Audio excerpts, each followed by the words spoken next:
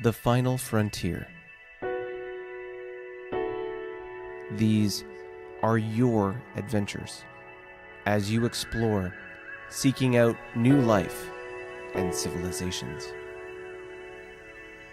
expanding your borders and exploiting the resources you find, befriending allies, or exterminating the foes that get in your way.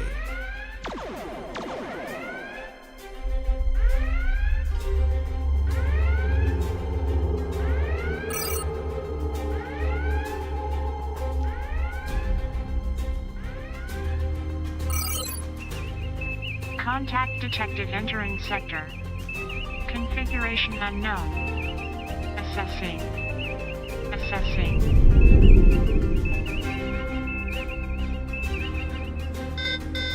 Initiating countermeasures.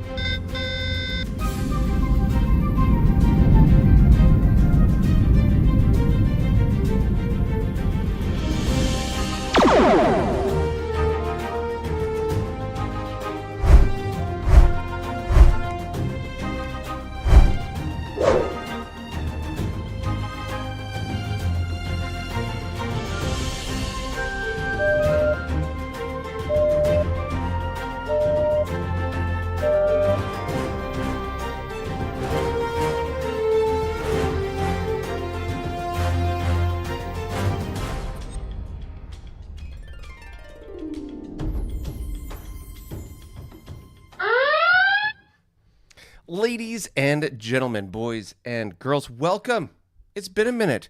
My name's Tony. Thank you for joining us here at Star Trek New Worlds today, Saturday at 11 o'clock Pacific time, or whatever your local time may be.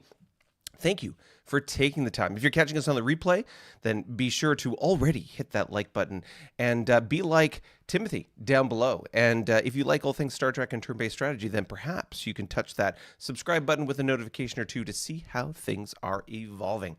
In today's episode, what are we going to be talking about? Well, if you liked that thumbnail, then we're going to be talking about the capital assault on Paravia. That's right, the Borak have brought the battle to the doorstep, really the home of the Paravians, and there has been an exciting conclusion. Not a conclusion, but definitely some interesting things that have happened. Also, some far-flung neighbors have decided to throw some shade at each other. The Klingons and the Hydrons are starting to get feisty with each other. Interesting to see. And we have some visitors from outside the galaxy that have decided to pop in and stir trouble amongst our different factions. So it'll be very interesting to see how things are going. So thank you everyone for getting us already above double digits when it comes to those watching us right now live. If you haven't already, please tickle the algorithm in just the right way by hitting that thumbs up button. And of course, say hello to everyone. I got Langerome, I got Paul Williams, Julian, who was so kind to reach out while we were sort of on our 2-week hiatus there, saying, is everything okay? And of course, Daniel, our GM, pew pew. Devin Dean is in the house. There he is, Smitty, never missing an episode. Okay, let's get very excited and interesting and go straight into our galactic news.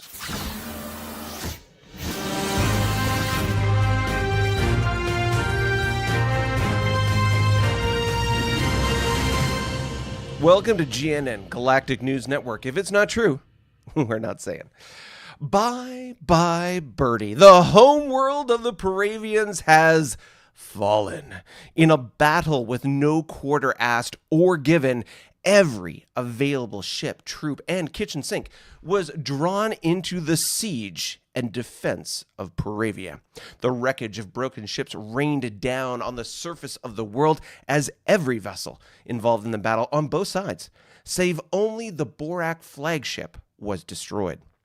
While Paravia was too remote to establish a firm logistical hold, the world is no longer the property of its original owners. The Paravian government in exile is scrambling to set up a new headquarters from which to forge whatever future remains. But it seems unlikely now that this future will include their world of origin.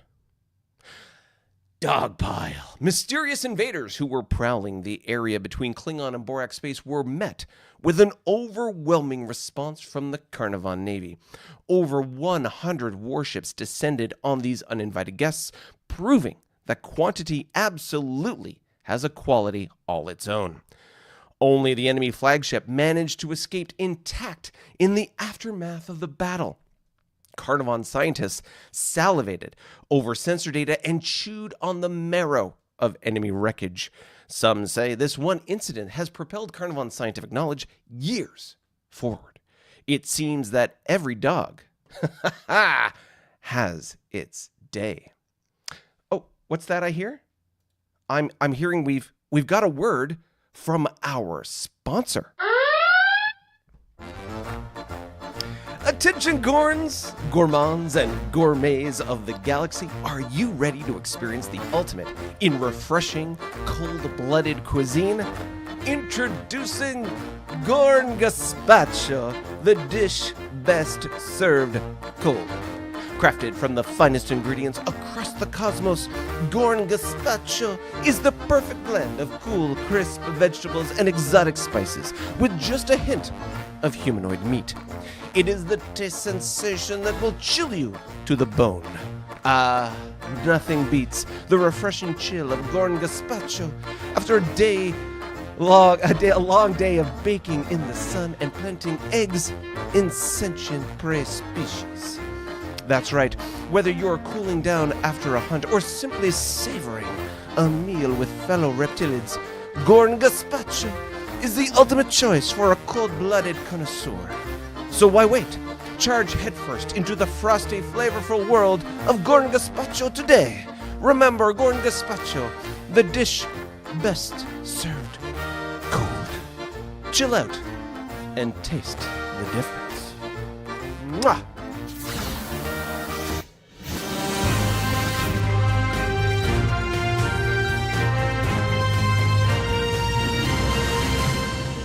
And we're back. Uninvited guests. Yet another of these strange invading forces has made an appearance in southern Klingon space. Long-range sensors detect strange energies and movement patterns that seem to defy known science. What goal are these outsiders pursuing? And where are these highly advanced and powerful warships coming from? Is there another as yet undetected galactic power? While these Andromedans, as they are being called in many hypernet forums, raise many questions, there are as yet few satisfying answers. Follow the money. Mercantile activity in the north has become much more interesting. The Carnarvon and ISC have taken another step of cooperation as a new trade lane has opened between the two nations. With this connection, the Carnarvon have become the hub of a mercantile network covering the entire of the northern section of the galaxy. Also of note, it seems that the Lyran and ISC are transferring vast sums of treasure to their former enemy, the Borak. GNN reporters are as yet unable to uncover what is behind this sudden reversal of hostilities. But it is curious that it is happening at the same time as the Borak march to the Paravian Homeworld. And that, ladies and gentlemen, has been our galactic news. Oh, how'd you like the gazpacho? Oh, I had so much fun laying into that. Thank you, Daniel, for some excellent material to be able to sink my tenacious teeth into. Ooh, it is good to be back. All right, so before we dive into the map, before we really start to divulge and uncover the layers of the onion that are this amazing and fantastic series of events. Sorry, I'm just trying to figure out something on the back end here. We will jump into the latest data on where everyone is in the economic space of the game. Here we go, sliding right into... Oh!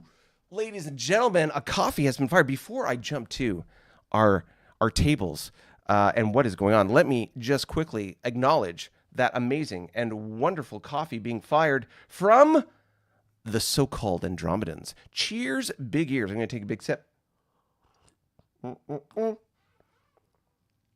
Yes, if you're a Paravian, I believe this is an appropriate phrase for you to think about. For those of you who have no idea what just happened, we fired a photon of caffeinated goodness. You too can send a caffeinated photon fire our way by either heading to that QR code there or the link that is also pinned in the comments as well at the very top, coffee.com/New Worlds. You too can send a $5 coffee donation, or if you were so inclined, you can join us on our Discord channel after this live stream. By joining our coffee and Discord tier, you'll get a link to be able to join our Discord channel, and you can partake in the witty banter, the back and forth, the narrative telling of what is happening, not only in this campaign, but also our other campaign that is concurrently running, Splintered Will. So, without any further ado, let me slide over to our data, our table, our graphs. Let's talk about the money, honey. Here we go. Ladies and gentlemen, welcome to the graph. As you can tell, we are in turn 69. Yeah, that's right. Think about it. Savor it. Here we go. So moving on from our turn number, let's see the dramatic changes that are happening from the economic forum. I have reorganized and recalculated the EP from our last and previous discussion. And let's go from the bottom to the top when it comes to the economic ladder. We are starting at the bottom now with the Paravians on the bottom of the economic ladder. That's right. They are sitting at 63. Notice the crash of their orange line on the graph. They are now below the Tholians, who are sitting at 66.5. The Borak, not exactly the most economically powerful faction in the game at this point, at 70.5, just beaten by 1 EP by their Lyran counterparts. At 71.5. The ISC, one above them at 72.5. The Hydrans, sitting sweet at 80. The Khazinti just bouncing ahead at 85. And of course, the top three are the Federation at just under 100 with 93.5. The Carnarvon just over 100 with 107. And the Klingons nearly double the lowest economy in the game at 125.5. 0.5 behind being literally double the economy of the Paravians. Crazy to see, crazy to think that there is such disparity between these different factions in the game. Something to think about as we go to the map here in a momento is how is this going to affect the long term of the game? Something that we've perhaps talked about before as I slide back to the chat. In this game, there are very much different phases. In the early part of the game, there is the expansion phase where everyone is pushing boundaries to explore and expand as quickly as possible. In the second phase of the game, you have the sort of the jumble and the testing and the storming of boundaries as people are bumping into each other and figuring out where each other sit. Now, we've certainly seen that happen in the north with, shall we say, the collusion of the different factions up there and the persecution of the Borak. But we are entering another act. If we call this a 5-act play, I would say we are entering Act 3. And this is the point at which all factions can touch each other. All factions can interact. And we're not maybe quite there, but for most of the factions, especially those in the north, we are solidly in this middle section of our 5-act play. We have, at the moment, a relationship, a collusion, a coordination. Ooh! Ladies and gentlemen, another photon has been fired. The whiplash is so hard. I must treat my injured neck with this amazing caffeinated goodness that has just been fired my way from Lost Muskrat, ladies and gentlemen, the Carnarvon player himself. Let me take a quick sip. Oh, yes. So, here we are in the middle of the game, roughly around Act 3. We have the collusion, the coordination of the top faction players in the game. And I say that not only figuratively, geographically, but also economically. And then, of course, those factions pushing south. The factions in the south Will they be able to retaliate, compete, or even be an obstacle to factions like the Klingons? Think about this. We'll get to the map here in a moment. The Klingons have 126 EP. Their military is one of the strongest in the game. They are the first to reach MTech. They have the largest footprint in the game as far as like territory they control. And as far as access, they are definitely moving south. The current faction that they have immediate access to are the Tholians, by example. The Tholians have an economy that is roughly half of the Klingons. They don't have MTech yet. Klingons do. Tholians are infamously known for having really poor attack factor ships, especially in the early era, like W, Y, and even in the early part of M. So their combat effectiveness is going to be seriously compromised by just the level of their tech and where they're at. In addition, of course, their economy is half. And you have this behemoth, Goliath, unbelievable force that is the Klingons. And what have we seen? We've seen the allies of the Klingons, the Carnarvon, the ISC, the Lyrans, coordinating their efforts on another faction in the north. And the Klingons have been relatively untouched, unscathed, uninvolved in all that. But now, they have the opportunity to really flex and do something. Now, why am I focusing on the Klingons right now? Because, as you heard in the Galactic News, there was an interaction between the Hydrans and the Klingons. A battle that has occurred. Due to this battle, and according to the rules of our game, as we play this game inspired by the rule set of Federation and Empire, they have adopted war status. Now, what does war status mean? Well, in this game, we have at least 3 different economic states. One is peacetime, one is limited war, and one is full war. Now, just on a basic perspective, you as a faction in this game might have, like the Klingons, 126 EP gross that you're making per turn. But if you're at peace, you only get to pocket half of that. 50% of your income is spendable.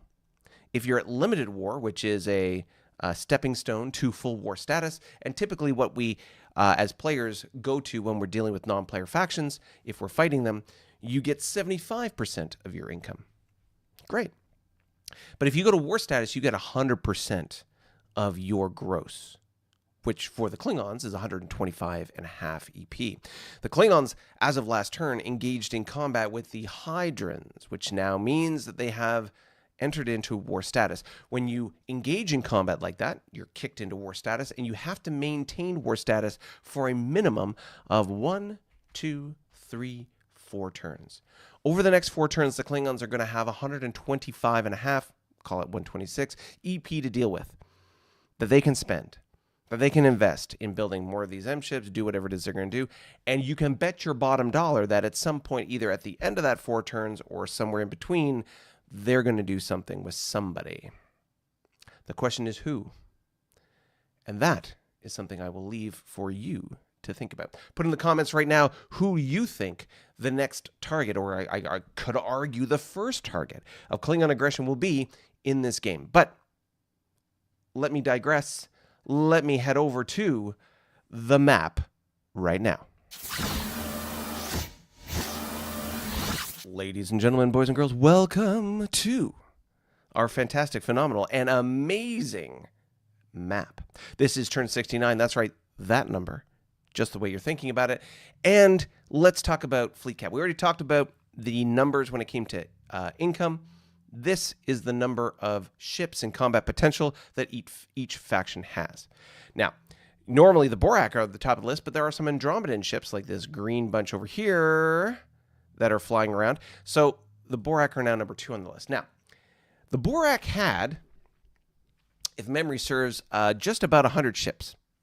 Just about 100 ships in circulation at the last time that we did our live stream. So if you're curious about that, head back to the early parts of our live stream 2 weeks ago, and you will see the status of the Borak ships. Now, we have 42 ships 66 attack factor, 177 defense with a fleet cap of 180. Very interesting. The Carnarvon, by contrast, have 196 ships, so that's what? 3 times? 3 times as many ships as the Borak. They have a total attack factor of 430. Wow. 779 defense factor with 794 fleet cap. The Federation, by contrast, one of the top 3 economies in the game, 75 ships floating around deep space with 166 attack, 300 defense factor. The Hydrons, one of the 2 factions that just went to war status, at 78 total ships, 171 attack factor, 332 defense with a fleet cap of 335. The ISC have 77 ships, 77, great number, the peak of punk, the height of disco, the year Star Wars came out, 193 attack, 344 defense with a fleet cap of 348. The Klingons, our biggest, baddest economic factor in the game, have 121 ships, 388 attack factor, 581 defense with a 595 fleet cap. The Kzinti, also in the 70s, with 73 total ships, 169 attack, 298 defense with a 298 fleet cap, so matching there.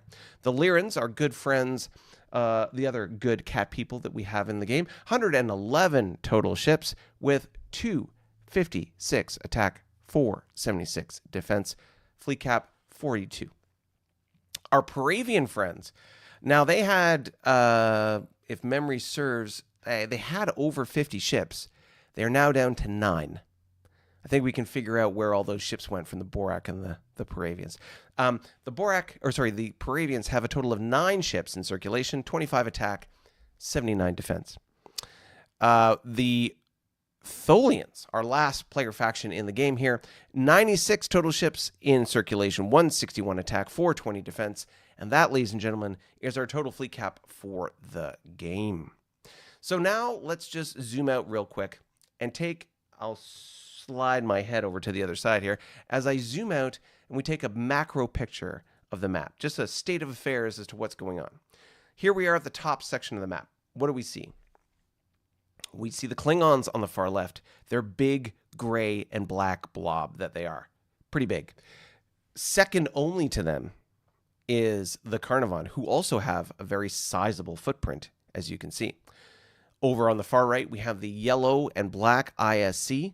Relatively small footprint, all things considered, especially considering their neighbors to the left.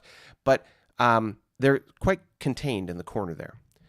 Above and beyond this little trickle of yellow that seems to be swimming into the blue area, which is where the Borak are.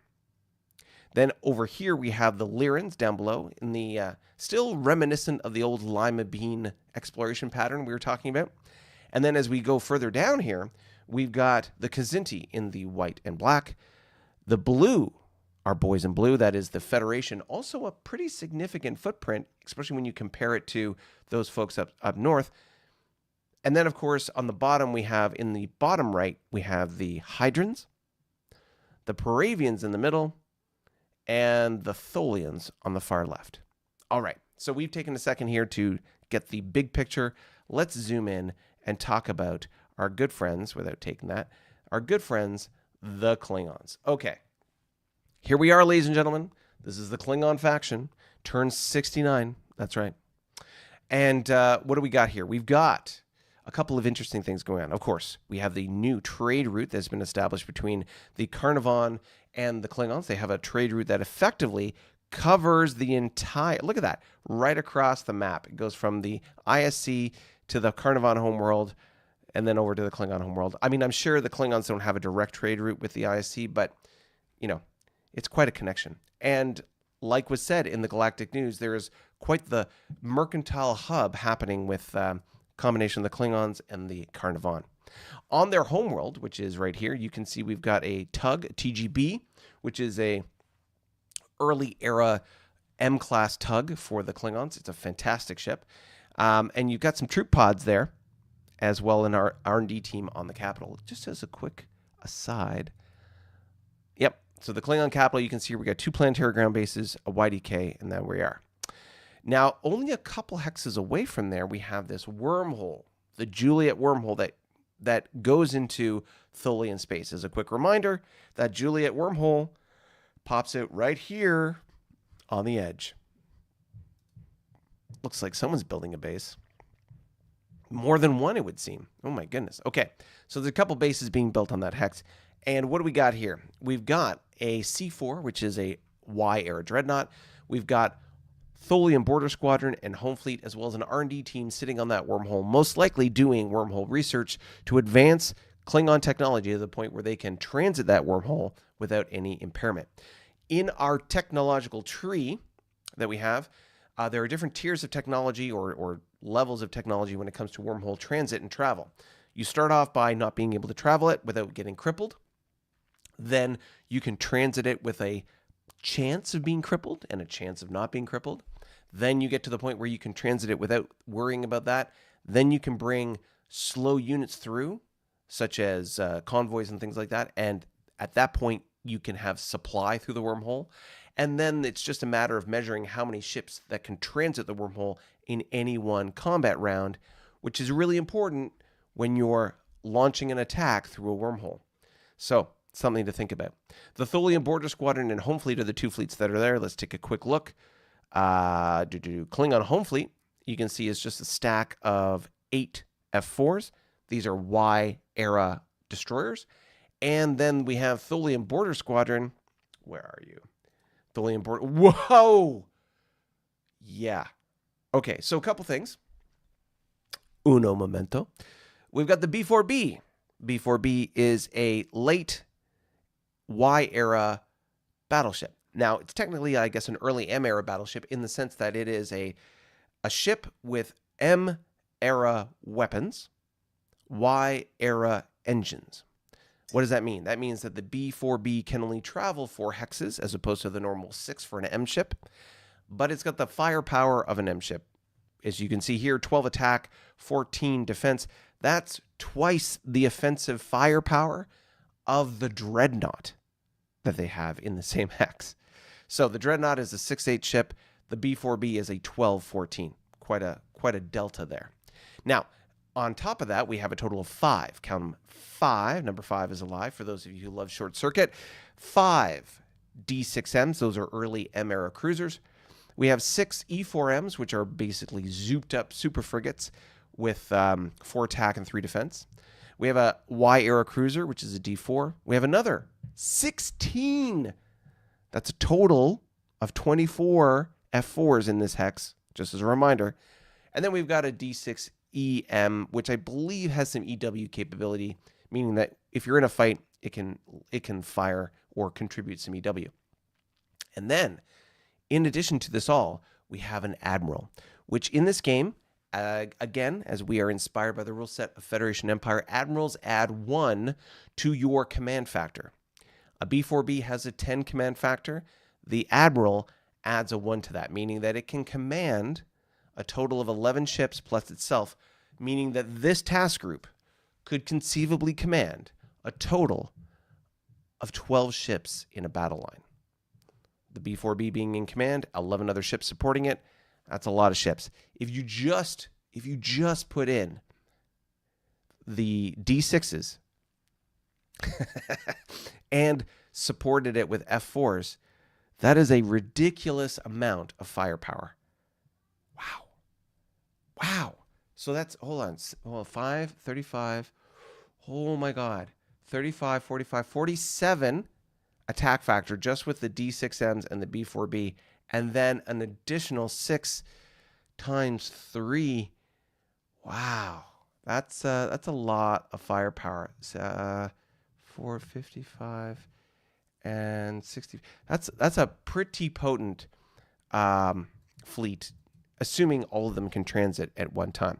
Now, we'll get to the Tholians here in a moment, but that is something to watch. And based on the fact that the Klingons have now reached war status, I would highly recommend that all the players, and of course you, the viewer, pay close attention to this wormhole.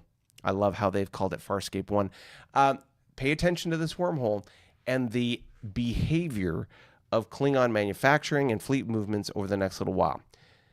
Again, the Klingons got a lot of money. They're at war status. They got to spend it. There's going to be some major building happening overbuilds of ships, all sorts of stuff. Keep an eye on what comes out of their shipyards and where they put those ships. That will be the prelude, the foretelling, the dramatic irony, because we know what's going to happen of what's about to occur. So keep an eye on that and let me know what you think. Okay, so that's the Klingons. Oh, by the way, if you are looking at this map and you are seeing something that I'm not describing, please feel free. Throw it in the chat. If you're watching on the replay, throw it in the comments. Let me know what you see that I haven't, because I'll let you know this is the first time I'm looking at this map. And the only sort of additional information that I have as a player in this game is the galactic news. So I read the galactic news to you, but you and I both, all of us, have the same information, with the exception of Daniel, skulking in the background there. We have the same information. So if I miss something, you let me know.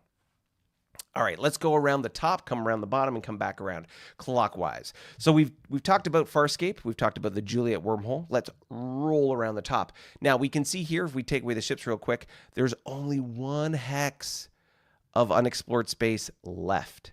Okay, no problem. He's got lots of ships in that area trying to get the exploration done. Now, interesting, he's got 4 supply. Interesting. So why is the E1T here? Maybe it can't tow. I'm curious. Why is the E1T here? I don't believe, correct me if I'm wrong, those of you in the comments, I don't believe the E1T alone has the capacity to be able to tow the small exploration freighters. I don't believe that's the case. But if I am wrong, please correct me in the comments. I'd be curious to know why these E1Ts are floating up here with these other guys, especially when he's got 4 supply. This base here, 1, 2, 3, covers the top, covers all the way over here. This base here, 1, 2, 3, 4, covers up to there. This planet provides 1, 2, 3, 4. Oh, there's a couple of hexes up here that it doesn't reach. Maybe those E1Ts are providing 1 hex extended supply. Maybe that's what's going on there. Please let me know in the comments if you are so inclined. Okay, let's scroll down the side now. We know that the Carnivons and the Klingons aren't really doing much on their border. What do we got? Blue Fleet and 1st Imperial War Squadron. Okay. Imperial War Squadrons in the past, or war reserves, have been where the crippled ships go, and we can see that is still the case here. 3 F4s still crippled. I'm wondering how long we're going to leave those there before we replace them or do something with them. Other than that, we've got Blue Fleet, which, if memory serves, Kempek. We've got a total of 5. So there's 5 and 3. So there's a total of 8 F4s in this area. Interesting. Nonetheless, a very small relative force here, just kind of hovering around the border, keeping Wolfpack 4 in check. Not that I'm expecting anything to happen there. So we scroll down here, we can see there is West Fleet sitting here on this YBS. Let's take a look at what West Fleet has to show us. North, east, west. 3 F4, so nothing too big there. Just a small little security force with a 4th crippled F4 that is about to be repaired, I am sure. What else we got here? We've got Convoy, Joint Task Force Alpha, which is in close proximity to these Andromedans. GTF Alpha is a Dreadnought, C4, D4 cruiser, and a total of 4? Yeah, 4 F4s. So we got 4 escort destroyers, a Dreadnought, and a cruiser. But I don't know that that's going to be enough against these Andromedan visitors.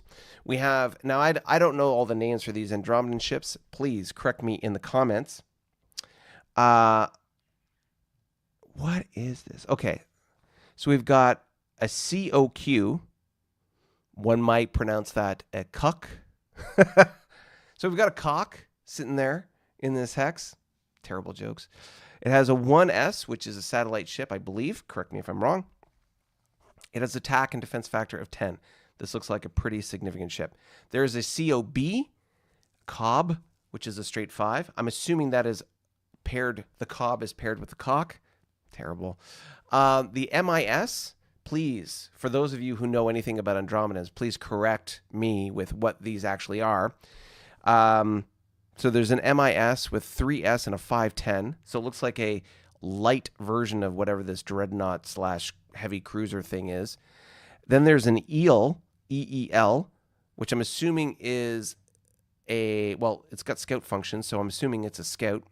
CBR, which may be some kind of light frigate. And then a DIA, which is some kind of commando ship because it's got a 3 attack, 5 defense, but a G factor.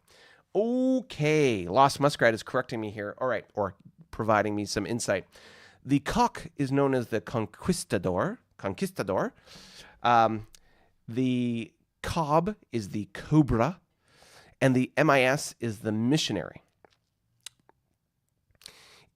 Is it wrong that my mind is going in terrible directions? I mean, it is, after all, turned 69, and I'm hearing Conquistadors, Cobras, and Missionary. I'm having a weird association with those names. Please excuse my foul mind. Terrible. All right. And then there's a Diamondback, which is the DIA. Okay. So regardless, these are the most advanced technologies in the game, GW. General War is what that stands for the purposes of the Tabletop Federation Empire game. And these guys have now landed firmly on the border with the Klingons. Now, I don't believe that there is anything even close to within reaction range to these Andromedans that could possibly prevent them from destroying one of these two bases. So there's 2 bases here. One is about to be completed, it looks like.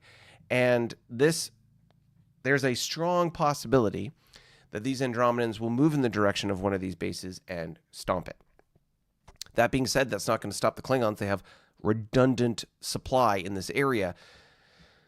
But with their war status and their ability to overbuild and the stuff that they can build now, I wonder what and how many of the new ships that they're going to build are going to head down this way. I'll be curious to see. Will you? Let me know in the comments. Are you listening? Can you hear me? All right. So what else we got? We got the F4 with the T4, which is a tug, wire tug, building that base. I'm assuming it's about to get stomped. Either that or the convoy with the Joint Task Force Alpha is about to get wrecked. As we move further down and across, we have more tugs towing, looks like, some exploration ships. Another tug building or completing a base here. You can see there is, when we look at base construction, we've got 2 bases, both being about to be completed within a turn of each other. I don't see any other base construction other than those 2.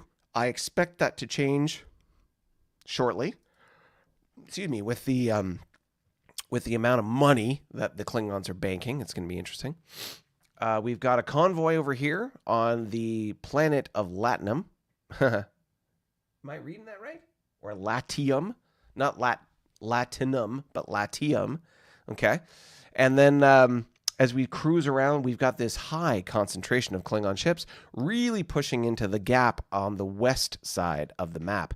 You can see we've got, obviously, all these fleets with M-class ships with their M-class sensors. M-class sensors just being that they are more efficient based on the roles that we roll at exploring. They're also cruisers, which we have a table basically that talks about the benefits or the bonuses and the penalties depending on what size class ship it is and the level of technology.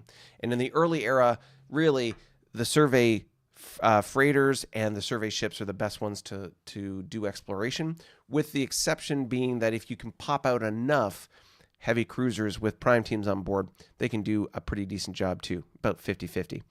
Now with the cruisers with M-class sensors, they alone have about a 50-50 shot.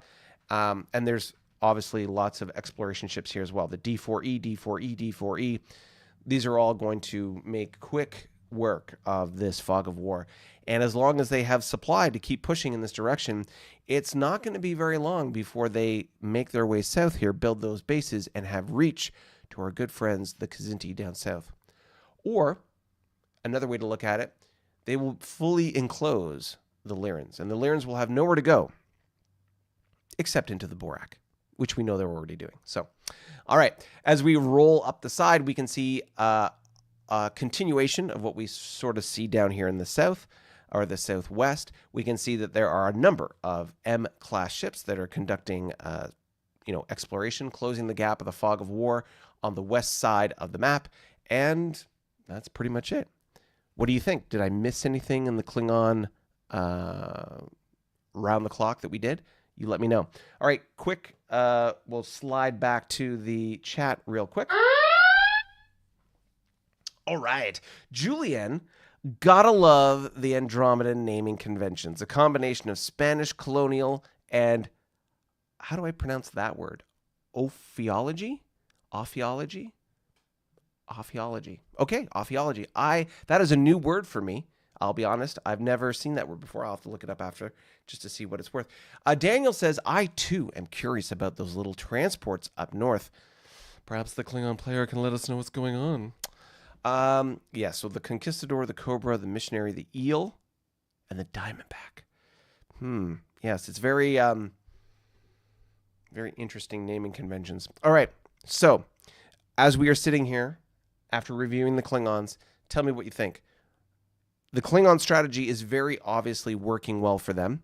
They are the second largest military in the game, the largest economy in the game, the largest footprint in the game, probably the most advanced technologically in the game, and no one is in a position to stop them. The only, and granted, we know that there is cooperation happening up north, but the only faction that could even come close is the Carnarvon. Now, because of their partnership, that's not going to happen, but the Carnarvon are the only faction in the game with the numbers, i.e. quantity is its own quality, that could possibly contest the Klingons. And depending on where they are technologically, we'll have to see what happens, because the Carnarvons, as of yet, and we'll just check them out here in a second, have not demonstrated MTech yet. But I know that there's more than one faction in this game that's reached MTech. So we'll have to see. Okay, let's slide over to the map yet again, and we'll talk about our good friends in green, the Carnarvon. All right. So, hey Carnies, what's up? Beyond the carnival rides and the popcorn and the cotton candy, the Carnarvons are doing great. They are, if we go from the west, we'll go clockwise around. We can see Wolfpack 4 here on the border. Nothing much going on there. What do we got? Carney. And Wolfpacks. Wolfpack 4, you can see here, nothing much has changed. It's got a collection of six different frigates with a destroyer as its command ship, and there's nothing going on there. Wolfpack 3, which is a little bit further north, you can see here also has a command cruiser, drone bombardment, and a total of 10 frigates. Now, it's interesting that that's sort of positioned there. It's almost like that's sort of like a backup in case something were to happen, but interesting. So Wolfpack is not insignificant, and then you've got these 3 frigates sitting here in space. I wonder if maybe they're just... No, that's not it either. Well, I don't know. The distribution of these ships is a little odd to me. But to be fair, when you have so many ships, you lose track of where you put them all. I mean, when you park a fleet of almost 200 ships, it's pretty crazy. Let's go around the top. So we've got independent, looking good. Study of snakes, Julian says. Oh, the study of snakes. Oh, I should have caught that from Lemony Snicket. I think they mentioned that. Okay. YSRs, large exploration freighters. We have a tug. Ooh, yes. Building a base. You can see here, nearly complete. And as we scroll down the side here, we can see not much other base building going on. Very interesting to note. But we do have a lot of survey ships and, interestingly, not a lot of new base construction, but survey ships nonetheless pushing into this fog of war area. Very interesting to note. Wolfpack 6. Which, if we look at the bottom here, Wolfpack 6 has a cruiser, drone bombardment cruiser, a total of 4 destroyers, 4 frigates, and 3 crippled frigates. That's sitting here in Wolfpack 6. I wonder, have they attacked the Voodar? we'll have to check that out in a second. We've got more survey ships happening. Drone bombardment. Looks like there is continued attacks happening on this particular planet. So this colony, previously a Borak colony, they have a unique thing that's going on. There is a subterranean population that was discovered there. And the sort of the in-game tweak is that they can't be attacked from space. You can only land ground troops and try and deal with them that way. So very interesting to see how this is going to evolve. All right. We've got Diamond, Home, Ruby, and Emerald Fleet all sitting here. Wow. We'll check those out in a second. But we've got one ship remaining, an INF with... Okay. We know we've got the Cobra, the Conquistador, the Missionary, the Eel, and the Diamondback. What is the INF, ladies and gentlemen? Oh, Lost Muskrat says Wolfpack 6 attacked an Orion pirate base. Okay. So that's why they're a little banged up. So no attack on the Banshee. Excellent. So tell me more about this INF, ladies and gentlemen. What is an INF? Tell me more.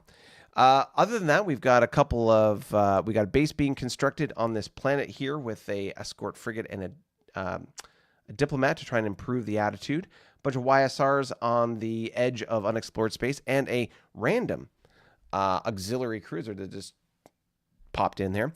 Lost Muskrat says the INF is known as the Infestor. That's very interesting. Infestor, okay. We've got, what do we got? YSR, YBS. Right. So really the big bulk of everything continues to be these 4 fleets. Let's take a look at what's in these 4 fleets. So we've got Diamond Fleet. We'll just put this over here. Diamond, Home, Ruby, and Emerald. Okay. So Ruby, Emerald, and Home. Okay. So this is the collection of ships. Oh my God. We're just going to have to expand this just a little bit. All right. We said over 100 ships, right? Okay, so we've got a couple of command cruisers, a couple of crippled cruisers, a couple of drone bombardment cruisers, YD. Okay, Ruby Fleet, command cruiser, drone bombardment cruiser, 3 destroyers, 2 drone bombardment destroyers, and then a total of, what? Okay, 13 frigates.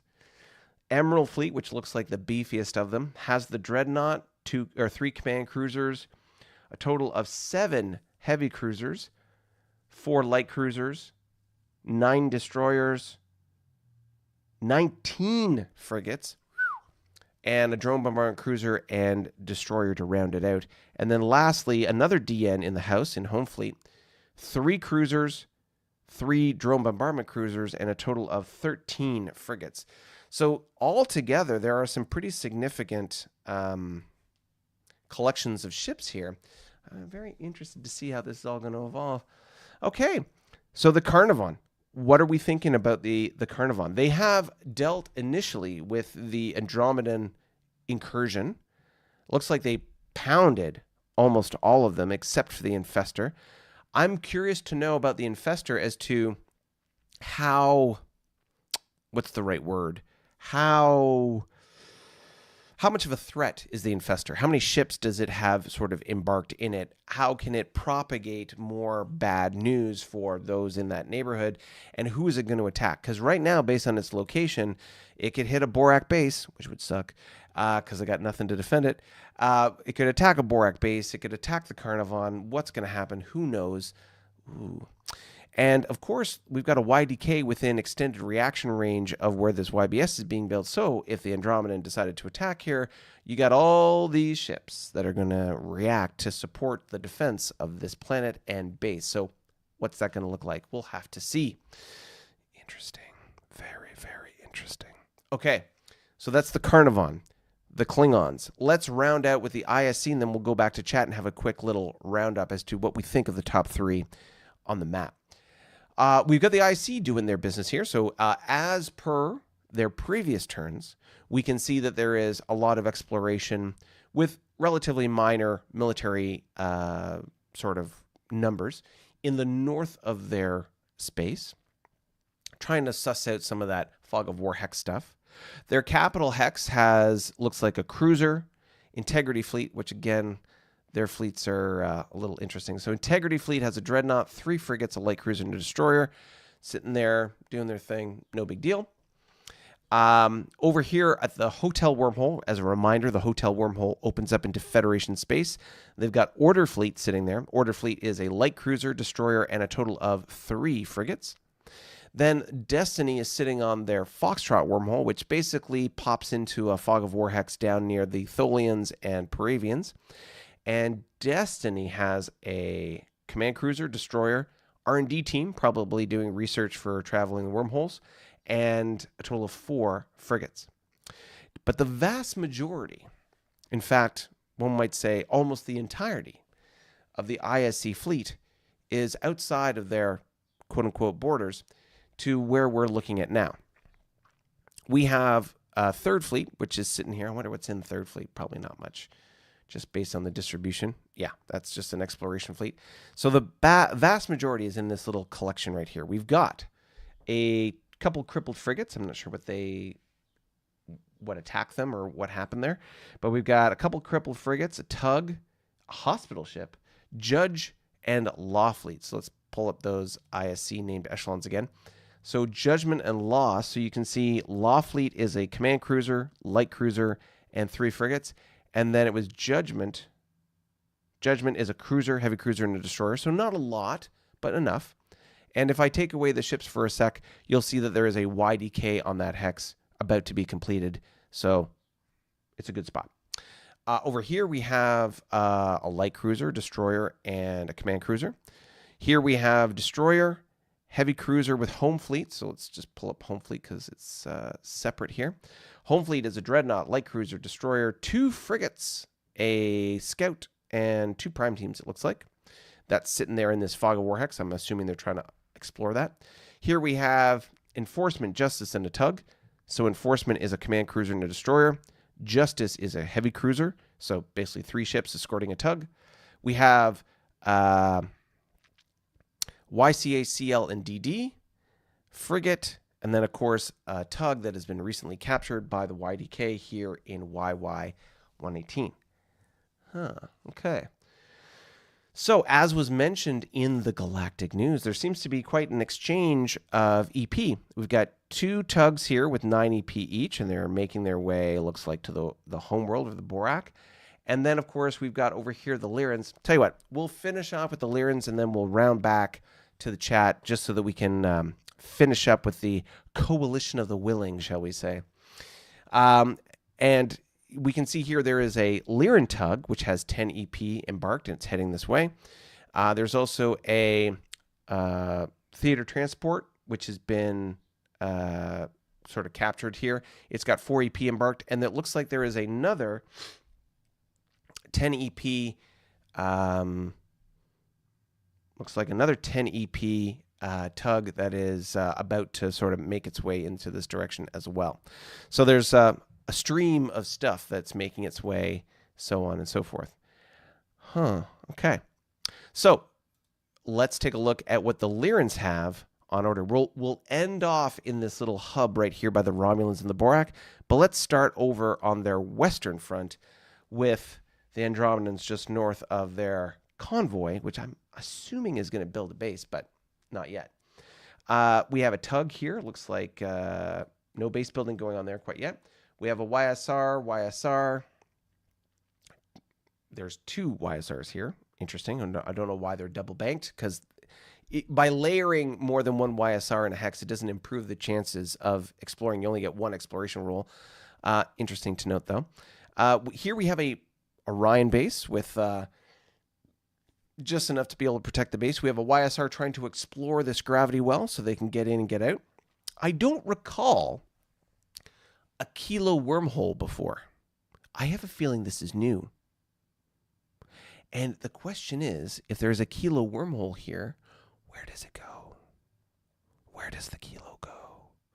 We'll have to complete our tour of the map, and let me know when you see the Kilo wormhole, if we know where where it comes out. Now, I don't think we do have an exit for the Kilo wormhole because I think it's new, and I don't know that anyone's transited it yet, but it would be interesting to know where that's going to pop up. Other than that, we have Apex Fleet in close proximity to that wormhole. So Lyran, Apex Fleet, let's take a look.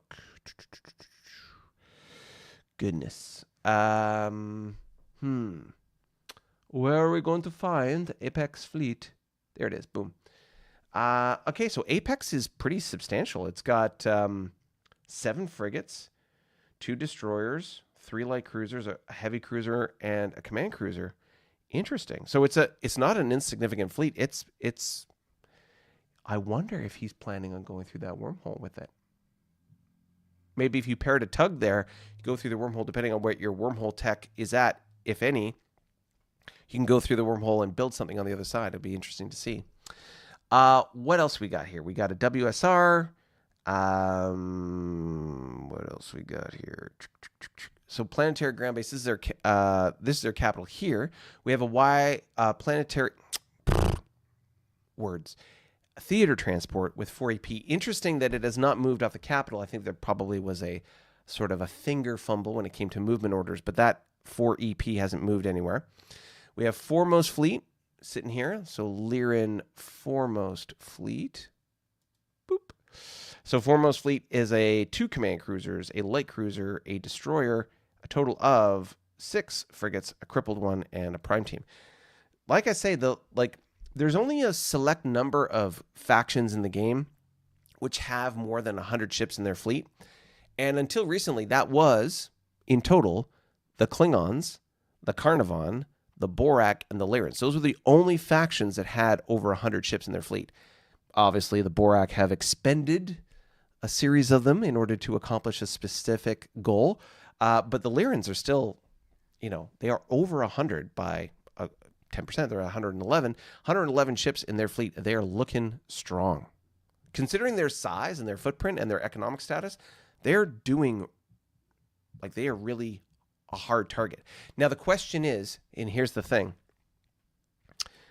war turns. Now, because of the current status, the Borak are still at war status with the ISC, with the Lyrans, and with the Carnarvons, because there has been no peace treaty signed. So as far as I know, we're all still at war status with each other. It would be interesting to know if that has changed.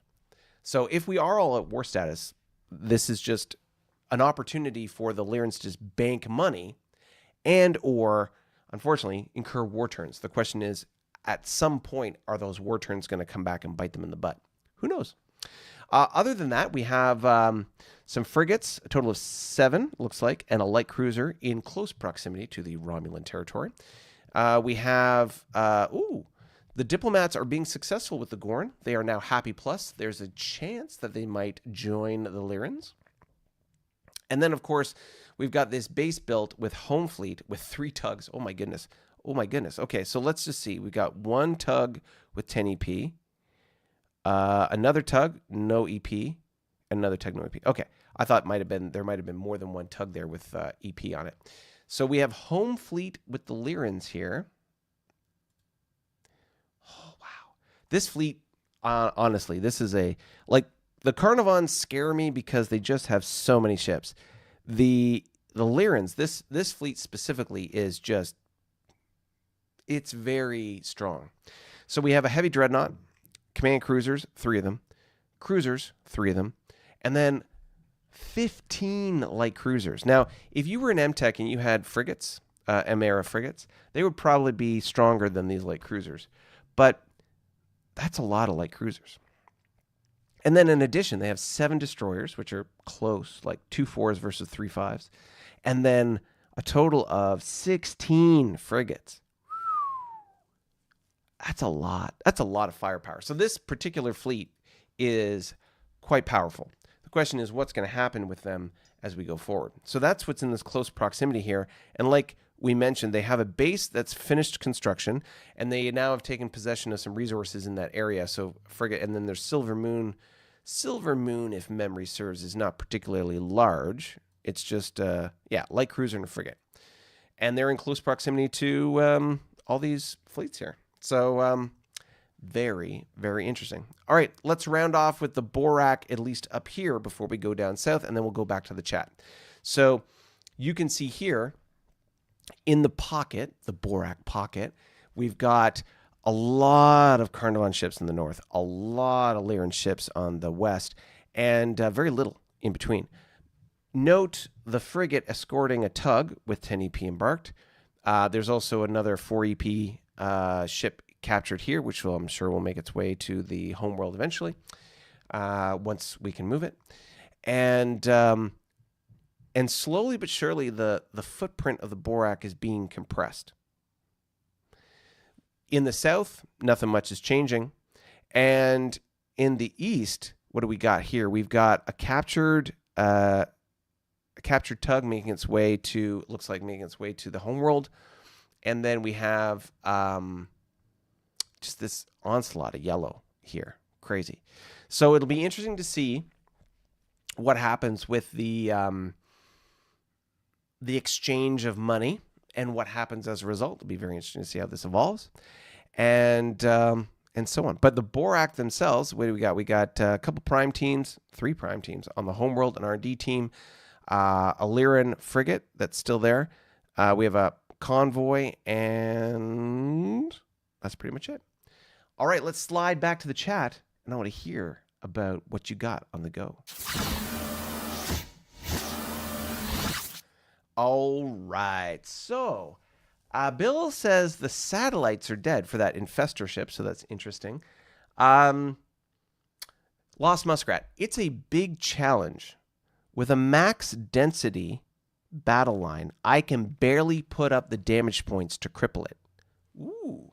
So interesting to see the most powerful military in the game, the Carnarvon. And the Carnarvon player is saying that he, with a maximum, like the best battle line he can form, he can barely cripple that thing. Interesting. Interesting. Bill Smith says the auxiliary battleship got destroyed. That's probably what those crippled frigates are from. We were talking about before. There was an auxiliary battleship just kind of floating around that neck of the woods, and so it looks like the ISC destroyed it. Okay, so based on where we're at, here we are an hour in to the episode. We've covered the top part of the map. We still have the bottom part of the map to do, and generally speaking, that'll be a lot faster because they just have less going on. But based on what you've seen from the top, which is the Klingons, the Carnarvon, the ISC, and the Lyrans, that's the coalition of the willing. What do you think about where things are going? You saw the big picture map. You've seen where the coalition is position-wise. We know that the Klingons are the largest economy. The Carnarvon are number 2. Those are the 2 biggest militaries in the game, with the Carnarvon number 1, the Klingon number 2. And I expect now that the Klingons are in war status, they will surpass the Carnarvon at some point relatively soon, just from a total compot perspective, because they, at the moment, they have M ships. The Carnarvon do not. The M ships just have more combat potential. And if I compare, the Carnarvon have nearly 200 ships. They have 196 ships. Their total attack factor is 430, right? The Klingons, with basically a third less ships, they have 121 ships. They have a compot of 388. Now, if you take into consideration that the Klingons are now going to be pumping out cruisers like crazy, and of course those E4Ms, which are just disproportionately, like they have 4 attack, 3 defense, and they are super cheap to build. I could see on an off turn, because you can have a maximum of 3 cruiser slipways, not including a command cruiser slipway. So if they built just 1 cruiser a turn, then overbuilt a cruiser, that's 14 attack factor there. If they downbuilt 2 destroyer slipways and built the cruisers, the E4Ms. The E4Ms, you build 5 of those, that's 20 attack factor, so a 34 total. Then you pop out a F4 just for S&Gs. That's another 27. 27 attack factor a turn, not including overbuilds for the frigates. If they overbuilt the frigates, then that would put them at 40, 54, my God, they could build 60 attack factor a turn just based on cruisers, frigate, and destroyer slipways. Wow, that's a lot. That's a lot. That would close the gap pretty quick. Keeping in mind, in one turn of builds, they could match Carnarvon total attack factor. Not total ships, but total attack factor. And they would get very close to the total Carnarvon ship count quickly. Wow. Yeah, that's gonna be impressive. Okay, so what do you think? What do you think about what are the Klingons doing, and what should they do? How are the Carnarvons, the Lyrans, and the ISC managing their situation? Obviously, there's something going on with the Borak. What do you think that is? How do you think this is evolving? Is it possible that the Borak are somehow now in the coalition of the willing? Is that what's happening here? Are the Borak a feint, a distraction to assault the South? There's a lot going on, but there are some interesting questions that could and should be asked. Okay, so with that said, let's run down to the Hydrons. And we'll start with the Hydrons. We'll go across the bottom. So we'll do Hydrons, we'll do Tholians, we'll do Kzinti, we'll do Federation, and we will end with the Paravian assault on the capital. We're going to talk about that homeworld assault and what was involved. Again, teaser, 24 combat rounds to be able to resolve that combat. And I will give you the total casualty count as well. Wow, crazy. All right, let's slide over. Here we go. All right, Fast and Furious, ladies and gentlemen, here we are. We are with the Hydrons, our good friend the Hydrons. So what happened with the Hydrons? Not much has changed on their border relations. You can see here, you've got a series of exploration fleets moving their way on the border with the Paravians. Specifically, Iridium, they've discovered a colony here. This will be very interesting to see how this evolves, because the Hydrons were initially, it looks like, sending a commercial convoy over to Paravia.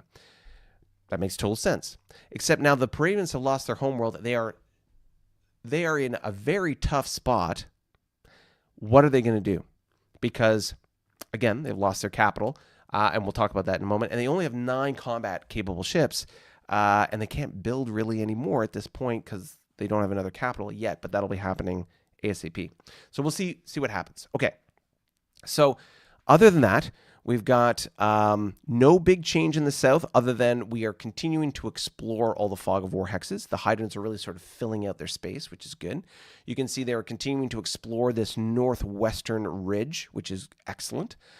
They are continuing to push north with a very strong sort of arrow trying to get up the right side of the Federation. And in this past turn, I don't know. Let's take a look at Neon Fleet, see what's here. Hydron. I'm going to say Noble. Helium Neon. So we have a YSR, a Prime Team, and a DD. Nothing much going on here. I don't see any significant cripples. We got second and first fleet. Let's take a look at this. Second and first fleet. Aha. So the Klingons had basically, there was a errand dreadnought with a cruiser and I think 2 destroyers, or maybe even as many as 4, that had been far flung across the galaxy. Navigational error, spatial anomaly, thrown them across space, and they were over basically in Hydron territory. They could have done so many things, but as very Klingon-esque as they are, they decided to start a fight. And so they tangoed with the Hydrons. And so the Hydrons, it looks like, came out pretty well. They only have 2 crippled Vols. Please, our Hydron player, Devin Dean, let us know what was that combat? What was involved? What were the casualties? And how did it go down? Let us know. But other than that, we can see 2 cripples, frigates, another 4 frigates here, 3 destroyers and a command cruiser, supported with another cruiser, which is the GRN, the Grenadier, and then 2 a destroyer and a frigate, respectively. So not a lot of ships here, more than enough to deal with the Klingons. And if we take away the ships, we can see base building going on here. Planetary ground base has been dispatched, and it takes a turn to deploy a planetary ground base. But once established, you can just upgrade them, and it's like rapid fire. So here we are. Okay, so let's bring back the ships. And you can see this exploration is continuing. Klingons have been wiped from the face of the map, and we are continuing our exploration. Let's slide, first of all, my head to the other side. And let's slide over to the Tholians, our good friend the Tholians. Okay, so a couple interesting things about the Tholians. First of all, hey, little yellow guy. Auxiliary cruiser just kind of floating around. Probably want to deal with that sooner rather than later because that auxiliary cruiser lands on Appia. It's going to devastate it, and there's going to be bad news. So I would, if I'm the Tholians, I'm going to send something to deal with that. Other than that, priorities, of course, we have the 1st Garrison and 4th Fleet. So let's just pull up Tholian 4th Fleet and Tholian Garrisons. Okay. So on this hex, we have basically no combat capability.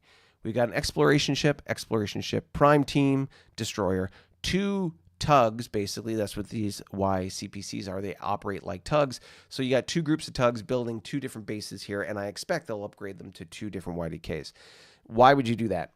The co-locating of the YDKs in the hex won't really change too much in an overall battle, but will certainly increase the capability to repair and maintain combat capability should the Klingons come through. Depending on how many ships you've got, it could get very interesting. And despite the fact that the Klingons will outgun the Tholians by a significant amount, the Tholians still have some really good tricks up their sleeve. 1, pinwheel.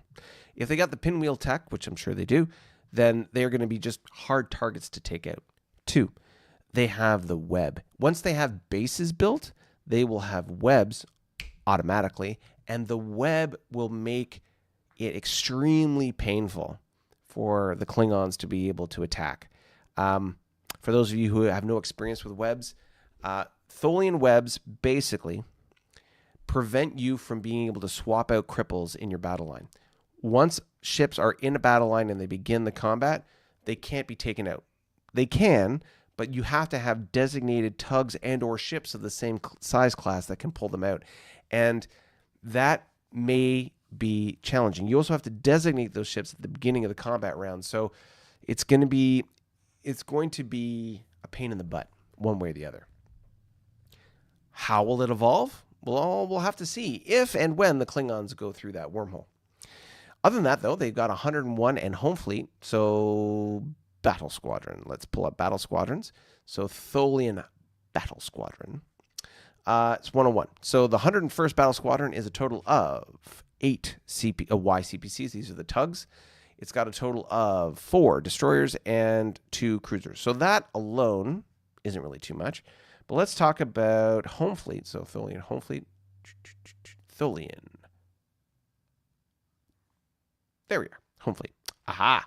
Here's where the money is. So we've got a total of 3 cruisers, 16 destroyers, 4 CPCs or patrol crafts, and then these construction patrol craft, which a total of 4 of them. So again, not the biggest, craziest fleet, but depending on the technology for the Klingons may only be able to bring a handful of ships through the wormhole each battle round. And as long as the Tholians can generate enough combat, enough attack factors, they can decimate those ships as they come through. And then, if they have established a pinwheel, then they'll have a web and they will trap them as well. Oh my goodness, that could be deadly for the Klingons come through that wormhole. So just to map that out, okay? When you come through a wormhole, you have 3 rounds of transit battle that you have to fight. Boom, ladies and gentlemen, a coffee has been fired. Whoa, that was that looks like that was a big coffee. Looking at the chat, coffee. Julian has subscribed. You're going to join us at our Discord channel. Welcome, Julian. I'm going to big cheers for you, my friend. All right. I look forward to seeing you in our Discord channel after. Check your email. You should have received, or you should receive a link to our Discord channel. If for whatever reason there are any issues, contact me in the comments of this video, and I will respond and sort that out with you. We can sort that out if for whatever reason there's any problem. But coffee's pretty good. It'll send you an automatic link, and you'll be able to join us there. And there'll also be a little tag in Discord indicating that you're a coffee supporter. So thank you, Julian, for joining us on our Coffee and Discord tier. Right, so 3 approach battles, just like you were attacking a base. So 3 approach battles, or sorry, 3 transit battles, excuse me. That's what we call them, transit battles. But they're the 3 rounds of battle that you have to fight in order to get through the wormhole. Now, let's assume that you have really good technology for transiting wormholes, and you can bring as many as 8 ships through per battle round. There's some rules around what ships have to come through. Like, for example, one of your top 3 command ships has to come through in order to be able to command the ships. So one of those top 3 come through the first round. Let's say it was, let's just say it was a cruiser and a bunch of F4s. So you got a cruiser, information bonus, and then you have 7 F4s. Now, when you come through the transit, the round that you're coming through the wormhole, the defender can direct damage you at 1-to-1 without using up any sort of directed damage capacity. So they can direct damage ships at 1-to-1. The exception being the ship information bonus. That ship will be hit at 2-to-1. But 2-to-1, meaning you'd have to do a total of 14 damage to be able to cripple that bad boy. Granted, Tholians don't have a whole bunch of attack factor, but they can direct damage to those ships and cripple them. Now, let's assume you successfully transit all of those 8 ships through in the first battle round. In that first battle round, the Tholians establish a pinwheel. After the first round of a pinwheel, assuming it wasn't destroyed, which it most likely won't be, then a web is established. And what that means is the ships in the battle line that came through have to stay in the battle line, because you won't even have had enough opportunity to bring other ships through the transit, through the wormhole, to be able to pull them out. So the first round of ships that come through are going to get stuck and then most likely destroyed. And then whatever other ships come through are going to have to back them up. So the Tholians have a very unique and potent ability to make the Klingons have a very bad day when they come through that wormhole. And I think that's probably why the Klingons are over-indexing on F4s, because those F4s are great at soaking up damage, and they're arguably one of the best ships based on cost and their capability, being that they're destroyers. They're one of the best ships in the Y era. Okay. So what else we got? So that's the wormhole. We've also got the Echo wormhole. I don't know that anyone's gone through the Echo wormhole. Interesting to note. And then, of course, just regular sort of expansion and exploration. They're getting really close to making contact with the Kzinti, and we're looking forward to seeing when that happens, because I imagine it'll be a friendship made in heaven. When we go north and we see the Kzinti, speaking of the Kzinti, we have a visitor, an auxiliary battle cruiser that's just decided to pop out of nowhere. Good news is, though, that this YDK is protecting this WTG, and I'm pretty sure that the YDK with the tug will be able to fend off a battle cruiser, no big deal. But if I am the Kzinti, I'm going to be sending some ships over there to, seal the deal. As we continue around clockwise, we can see Olympus Fleet, Baron doing their exploration. The Count Fleet has discovered a Riemann faction with Rykon Fleet as their backup, and then it looks like it's a developing planet. So let's take a look at minor factions, and let's see if... Oh, geez. Look at all these minor factions. That's crazy. Woo! Okay, Rykon Fleet is this one right here at the top. Probably a little hard for you to see. It has a command cruiser, a heavy cruiser, 3 destroyers, 6 frigates, and a tug. Oh, the tug is an interesting note. Okay, interesting. So Count Fleet has discovered this faction. I expect some trade to be established soon. And then, of course, the Kzinti have a very good track record at this point of converting these factions to their side. And they're doing very, very, very well. As we go north, we can see a lot of more exploration occurring. The ally fleets are continuing to do exploration. Base construction, we have another YBS about to be completed up here. Ghost fleet. Ooh, they are friendly. Excellent. And then another Riemann faction up here with we're going back into the minor fleet menu. Here we go. So Ghost fleet, which is down here, just underneath the massive Romulan fleet. Ghost fleet has a command cruiser, light cruiser, 3 destroyers, and 6 frigates. No big deal. Atlanta fleet, which is up here, second row, is a command crew. No, a heavy crew. Oh, sorry. A dreadnought. Pardon me. A dreadnought, a command cruiser, a heavy cruiser, 3 destroyers, and 6 frigates. Excellent. Excellent. Very nice. Okay. That's looking really good. Again, the overall Kzinti faction is, they look like they're doing quite well. From an economic perspective, remember the graph and sort of the table. They're firmly in the middle of the pack and sort of on the top end of the middle of the pack. They're outside the top 3, but they are close, considering that the Federation are in the low 90s and the Kzinti are 85. So they're doing really well. I would expect at this point they are over-indexing on technological advancement, and when they get to their M era, the Kzinti are going to be a pain in the butt for whoever is going to deal with them, primarily because of their drone bombardment capability.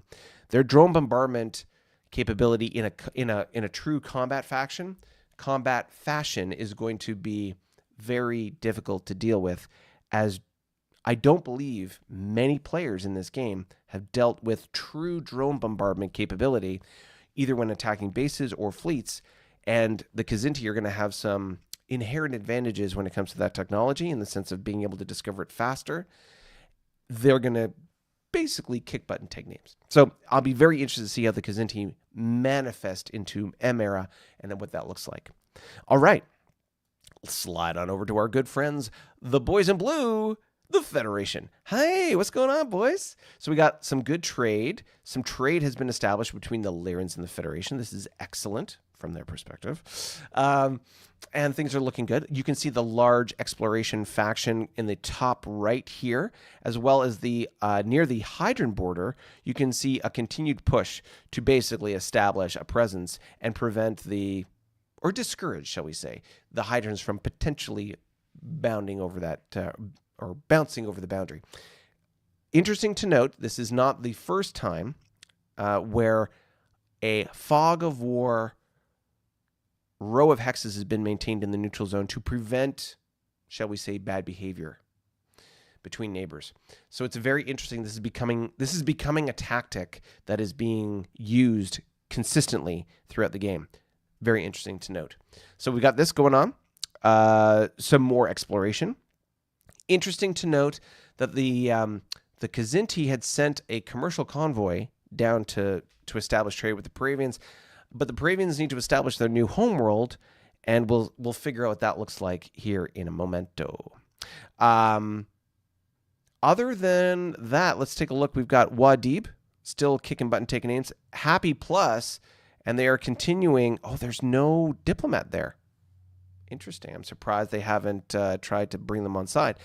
The Vudar continue to be unhappy with the Federation, which is very sort of against their brand. And then the diplomat seems to be on the Romulan planet in the south, the developing planet, and they are making progress. They used to be hateful. Now they are indifferent. So this is good. This is progress in the right direction. And eventually, I am sure, the Federation will bring them alongside. Because, Federation diplomats have a way with words. What can you say? All right. Are we ready? Are you ready for the big one? Here we go. Okay. We're sliding down. So I want to give you a quick context for the battles, the number of ships, and what's going on. So I'm going to pull up the... Here's the total number of ships that were involved in this battle. The hex, which we are talking about, is GG60. So I'll just take away the ships real quick. You can see this is the former homeworld of the Paravians. Now, you may be wondering, why on earth, Tony, is it not part of your empire at this point? Because I don't have fixed supply to it. If I don't have fixed supply to it at the time that I conquer it, then it's not incorporated into my network. I need to have fixed supply in order for me to take ownership of it. However, it does not impede my ability to devastate it and destroy it. So essentially what's happened here is I've gone in, I've devastated the local government and infrastructure, and I've dethroned them, but I've left the world in chaos. And so there are dogs and cats living together, mass hysteria. That's what's going on right now, except it's probably like birds and something. Anyways, birds and cats living together. So that's what's going on here. That's why it is a baby blue planet, not a blue and yellow planet. But that's what's going on here. And I have a little nugget to share with you here in a moment. So that's what's going on here when it comes to Red Dragon and this particular fleet. Excellent.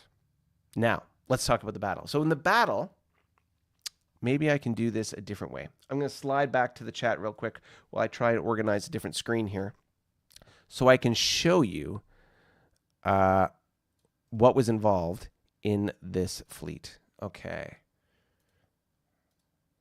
Maybe this will help. Oh, yeah.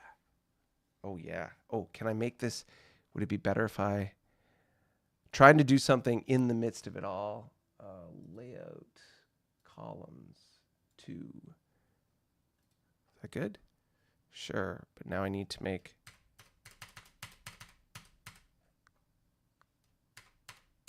Okay. Oh, the formatting is horrible. Okay.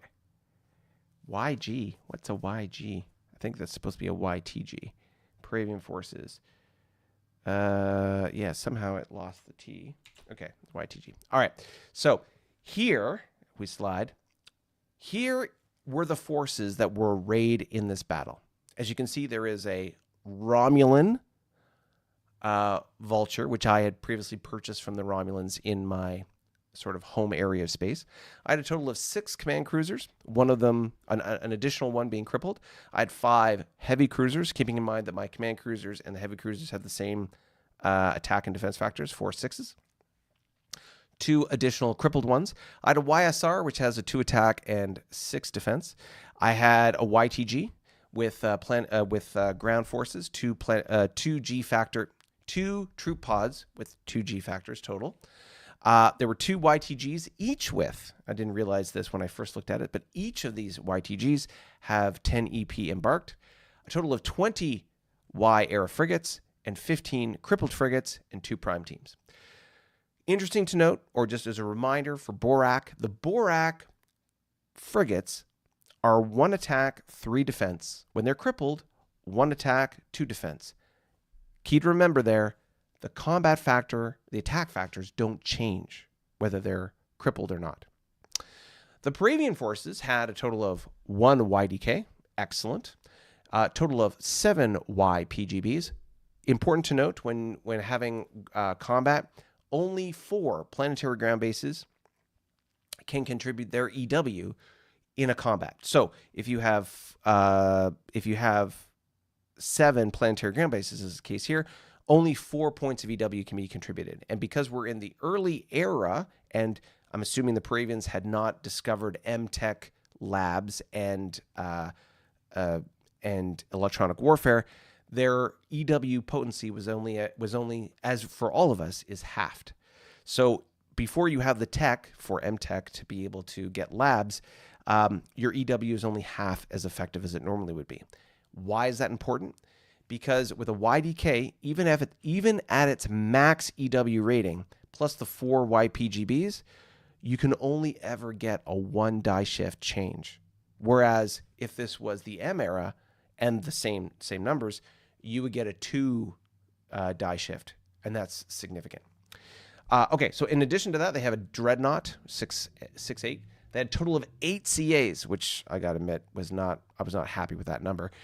2 additional crippled CAs, 1 crippled CL, 7, that's supposed to be YFF. Again, formatting. 7 YFFs, 9 crippled YFFs, a YTG, which for all intents and purposes is the same as a YCA, same attack and defense factors because the Paravians have battle tugs. 3 prime teams, 1 R&D team, and 1 captured ISC YFF, which only had one attack and defense. So in the first round, so this was an incredibly close fight. Everything on this screen was destroyed, with the exception of the 2 YTGs with the 10 EP that never entered combat, and the RYVURL. YVUL. There we are. The Vulture. So the Dreadnought and my 2 tugs are the only things that survived the battle. I don't want to say it's a 2-to-1 ship count difference, but I have 35 frigates in this fight. 35 frigates. His total ship count, not including the bases, 1, 9, 11, 12, 19, 27, 28, 28 ships. So he has a total of 28 ships. I have 35 frigates alone, and he wiped out everything except for the Dreadnought. Now, there's a couple of things that go into this as far as the orders that you write or the instructions that you give the GM when he runs the battle. Because of the constraints around administering this game, which is that we have people in different time zones all across the world. UK at this point in the UK and North America, the challenge is we can't coordinate a time when we can all be online together and run the battle in real time, which is what you would normally do if this was the tabletop game. And if you're doing that, you have players in real time able to react, respond, and adapt their strategies as to what gets crippled, what gets destroyed, and so on during the course of the battle. Our way of getting around this is to provide instructions to the GM on how you want to conduct the battle orders, and then the GM will execute your battle orders as we go. Now, as was the case with me, I was able to be there while Daniel, our GM, was processing the battle, but I'm not allowed to say anything. I mean, I can ask questions, but I have written my battle orders and instructions, and I can't get involved in saying, no, don't do that, do this instead. No, that's not fair. So the Paravian player and I both write our battle orders, we put them in, and then we go. Very interesting to note, in the battle orders for the Paravian, normally in a defense, you would want to take some damage to your bases, like the YDK, because the YDK can absorb, in this case, up to 12 points of damage without being crippled. And as long as it's not crippled, it can continue to build and repair stuff in the following round. But interestingly, the Paravian player didn't do that. In fact, he gave explicit instructions not to take any SIDS or Starship or Starbase Incremental Damage System. That's what that stands for. But no, basically take no damage to the YDK. Basically, the ships take it all. So very interesting. That's one sort of interesting note. If the Paravian player had taken SIDS, I don't think the Borak would have been successful because it was so tight. Now, the Borak also made an interesting error as well. In doing the battle, one of the sort of the key characteristics of the fight was using the frigates, 35 of them, as flak or chaff, meaning they take all the damage, but you maintain like a core battle group of ships that have high combat capability or high attack factor, and they're going to maintain a high number when unloading on the opponent. Now, the way I wrote those battle orders, I failed to think about what happens when a certain point is reached in the battle and damage, like the damage exceeds how many frigates I have. And as a result, there were 3 phases to the fight. The first was the initial combat, which was basically trying to whittle down the ground forces. The second was getting to the point where I had broken through all the chaff or the frigates that the Paravians had. And then the third was just closing the deal by destroying the base. So in the first phase, no problems. Like everyone's battle orders were working just fine. The ground assault was the critical component. And this to be honest, the die rolling was incredibly lucky for the Borak. In the first round of battle, the variable burr, or if you haven't already watched the tutorial on combat, please go check out that tutorial playlist about combat and initiative and reaction and so on. So variable burr is you roll a die, and the battle intensity rating can go up or down by as much as 2. Well, we rolled the max, and it got increased by 2. We had a total of 10 burr in that first battle. Or was it? Or maybe it was 8. It was 8, sorry. But we were at the maximum burr. He was at minimum, I was at maximum, and the variable burr was +2. So we were at the maximum it could be. The +2 variable burr has an impact on the ground forces when you land them. So I landed troop pods on the planet and attacked those planetary ground bases. And in the first 3 rounds, not only was the variable burr high, but a 12 was rolled. So in ground combat, there's a bunch of bonuses and negatives depending on what's going on. But basically, you land troop pods, and the troop pods stay on the ground. That's a +1. They're supported by another G factor. That's a +2. I had a prime team supporting them. That's +3. Then there was a variable burr, which is +2. That's a total of +5. In that first round, we got to 12 because the +5 means that I could roll a 7 and we could get to 5. And I can't remember what the number was. I think it might have been 8 or 9. But nonetheless, we got to 12, which means in that table, we destroyed a defensive factor and we get to roll again.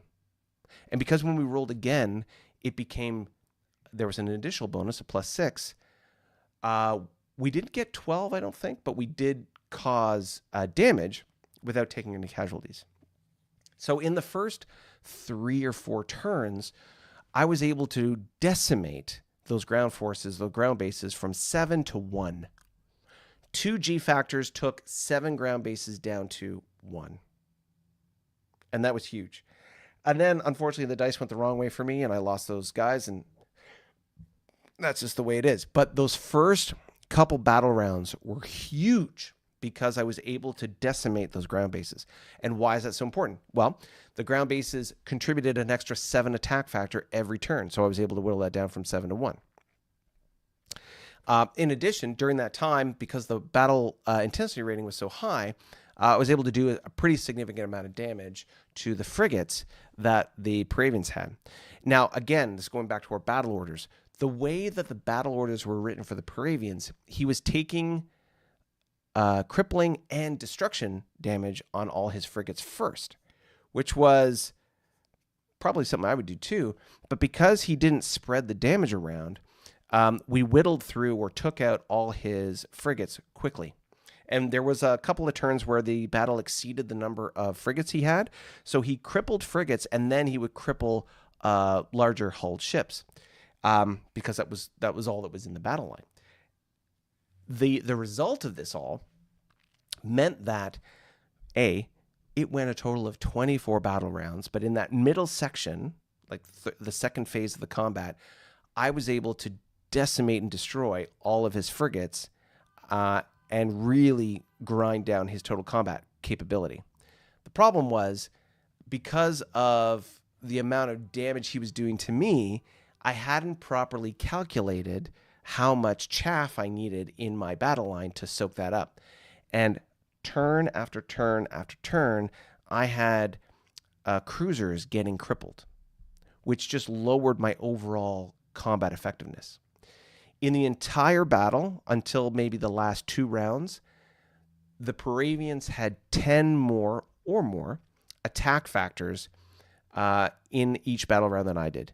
They consistently did somewhere between 3 to 5 more points of damage per round than I did.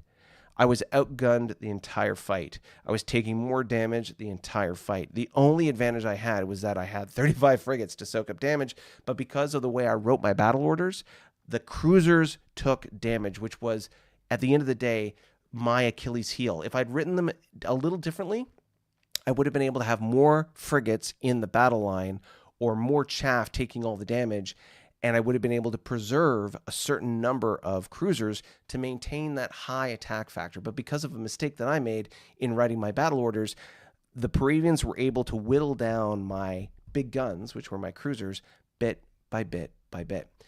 And those two factors, on the Paravian side, not taking SIDS, and on the Borak side, basically screwing up my battle orders so that I didn't have enough frigates to soak up damage, those two things worked against each of us in being successful in this fight.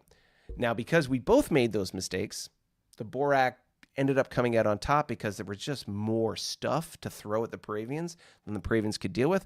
But as I said, it was a very tight fight. It went 24 battle rounds.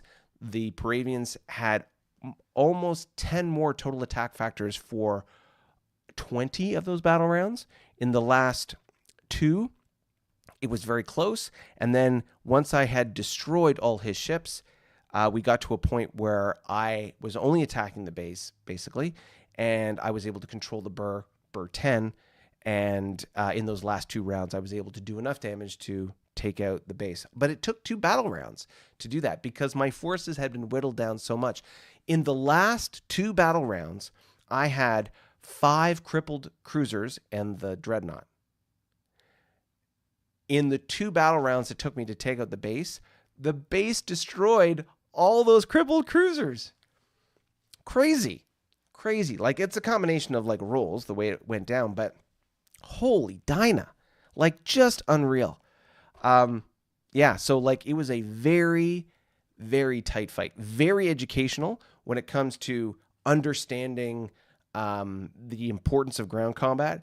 Very important in understanding how the EW plays out in battles, and the importance of your battle orders to write them out in such a way that you're able to effectively manage the casualties and the damage that you're receiving.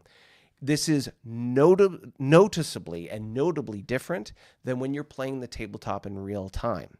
We have, in our Discord server, we have a game currently ongoing where everyone's getting together and playing Federation Empire in a virtual tabletop. But they're able to do those battles in real time. They're doing those battles with all the players online at the same time. That is notably different than when you're doing it via battle order instructions, like mailing or emailing your battle orders and then running that. It's very different because you're not able to respond in real time to what's happening. So you have to think about what could happen. And this experience and watching it go down was very educational to understand how these battles evolve, how these battles get executed, and what kinds of things as a player you need to consider when writing your battle orders. I will be better, hopefully next time, and maybe won't lose. How many ships did I lose here? I lost 35 frigates. I lost 1 tug. So it's 36, the YSR, 37, 37, I lost 7 CAs, so that's 44, 45 for the crippled CC, 35, 41. I lost 41 ships in this fight. 41 ships. Crazy. All right, let's slide over to the chat and see where we're at. All right, so welcome aboard, Julian, Daniel says. Welcome. Daniel also mentions electronic warfare played a big role in the battle over the Paravian Homeworld. Yeah, that EW shift, even if it was just 1, that EW made a big difference every battle round that we were going through because things really shifted as we progressed. It was a very, very interesting battle. And just really interesting to see how it all went down because I didn't think it was going to be that tight. I literally, when I went into it, like I thought that I was going to come out with probably all my frigates destroyed, but I was hoping and expecting the cruisers to still have a lot of cruisers left over. I was really surprised at how much, first of all, how much compot he was able to generate because of those ground bases in the YDK. The YDK is an 8 attack, 16 defense unit, and the bases were 714. So that's like, he just started off with 15 attack factor, more than me in every battle round.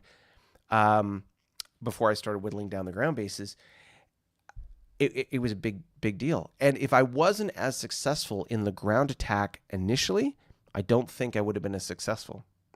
That ground combat specifically made a huge difference. And so something to think about, especially if you are bringing in more than one, in my case, more than one tug with troop ships. It's also very interesting to remember when doing ground combat that there are certain units that can land on the planet, and when they land on the planet, that gives you a bonus on the attack. Troop pods with a tug are one of those units. Not all commando ships are, though. So something interesting to think about. Also, you can use the same methodology for ground assaults on bases. It's going to be tough because there are inherent G factors on board bases, and it can make things a little challenging. But for every victory you have, you're doing SIDS, and that's very, very interesting. Okay. Also, something else to note: the Paravians used battlefield repair. Battlefield repair is when, for example, with a YDK, in the midst of battle, you can take, at a 1-to-1 ratio, 1 EP for 1 point of damage repaired, you can repair ships in combat. So, for example, in one of the first couple rounds, I think I did like enough damage to cripple 4 of his frigates, and one of the first things he did was use battlefield repair to repair 4 of those frigates and get them back in the fight. So even though he had far fewer frigates than me, his repair capacity really added to my pain and suffering in being able to execute that battle. So very, very interesting. And I will say this. I didn't talk about, and I'll go back real quick here. We'll slide back in. I didn't talk about what was going on the map. So real quick, you can see that Red Dragon has taken the Paravian Capital, or displaced, shall we say, the Paravians from their capital. And if we go to the Borak, there we are, Borak Red Dragon fleet, you can see we've got 2 tugs, a prime team, an injured prime team, because one of the prime teams got injured in the ground assault, and then the Dreadnought. So that's all we got there. But in the background, we've got couple cruisers with 5 frigates. We got a bunch of frigates back here with some YSRs. 1 frigate, a couple of YSRs, and a tug. We've got this tug, by the way, was providing extended supply that allowed all the ships to get in there. We've got a ship, our base being built right here. It's all very exciting. It's gonna be good as things evolve here in the next couple turns. But effectively, the goal of, I'll slide back. The goal of the Borak in the initial phase, there were 3 phases to the attack, or 3 phases to my invasion of Paravian space. 1, take and hold the wormhole. We did that pretty quickly and pretty effectively. 2, build a supply chain to the homeworld to facilitate a homeworld assault. And then the third objective in this invasion of Paravian space was to sack the capital and kill the shipyards. Why? If I sack the shipyards, or I destroy the shipyards, he can't build new ships to fight me off. That's a huge advantage. And then 2, I was very concerned about the potential for the Paravians to discover MTech in the midst of my attack with them. And because we're so close to their homeworld, we could have a turn where, I'll answer that question in a sec there, Smitty. I was in a situation where, despite the fact that I was like rolling in, he would be able to build and deploy M-era ships really quickly. For the Paravians, their M-era ships are basically GW ships. For example, their M-era, cruisers are straight 8s. 8 attack, 8 defense. Different, for example, than the Klingon cruiser. The early M-era cruiser, the D6, is a 7-7. But the D7, which comes out at some point later, it's a late M-era ship. It has a 8-9, I believe. Or is it 8-7? 8-7 or 8-9. Either way, it's got more combat. It's more like a GW ship. So I didn't want, long story short, I didn't want the Paravians hitting MTech while I was attacking them because, first of all, I'm at a disadvantage because my frigates suck anyway. But I wanted to make sure that I took out his ability to discover MTech and deploy MTech ships within the period of time that I was attacking him. And we were successful at that. So we've accomplished the first 3 phases of the invasion, which was secure the wormhole, build the supply to the wormhole or the homeworld, and then take the homeworld. One challenge, though, is I haven't completely finished the logistical supply to the homeworld. Partly because the Paravians successfully attacked and destroyed 2 bases that I had under construction from the previous turn. Excellent on their behalf, and thank God they did that because those movements, those ship movements, allowed me to be able to attack them with them still having crippled ships. But it screwed up my logistical plan, which is annoying. But nonetheless, allowed me to be able to do what I have now. And we'll be able to secure Paravia in short order here. It's just a matter of time. So, Smitty, did you use any directed damage? No. And why not? Because, A, when you do directed damage, and you're not in like a wormhole situation, the directed damage is 2-1. Or, if you're attacking a ship in formation bonus, it's 3-1. If you're doing directed damage on a base, you have to do, in this case for the YDK, you have to do 16 points of damage to do 1 SID. It made much more sense to just let the chips fall where they may when it came to overall damage. The only aspect that you could argue is sort of direct damage-ish is when I use the G factors, the ground troops, to be able to attack the Paravian ground bases. But those are just different unit types as opposed to true directed damage. So that was highly effective and the best way to be able to execute that.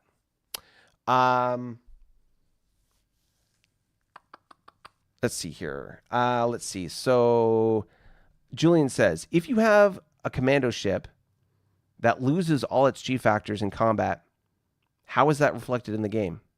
So, for example, if I was successful in the assault, which means that if I had been in supply, my G factors would immediately be reconstituted or replenished.